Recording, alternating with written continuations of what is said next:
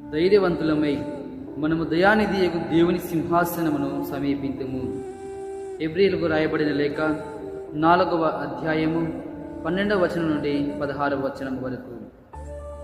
సహోదరులారా, దేవుని వాక్కు సజీవమును చైతన్యవంతమైనది.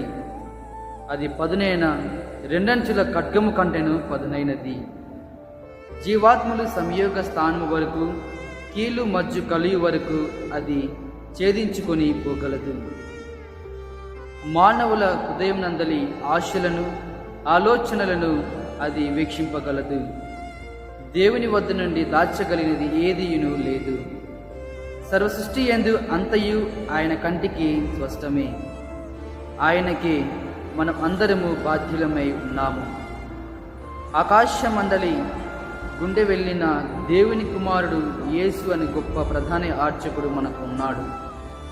కనుక మనం ఒప్పుకొని విశ్వాసమునందు దృఢముగా నిలిచియుందుము.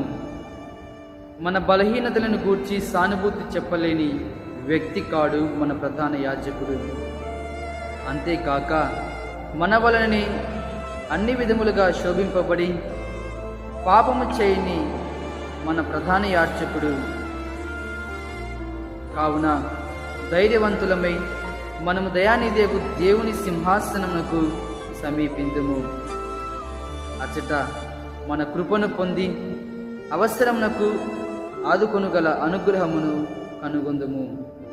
ఇది ప్రభువాక్కు. సర్వేశ్వరునికి వందనములు.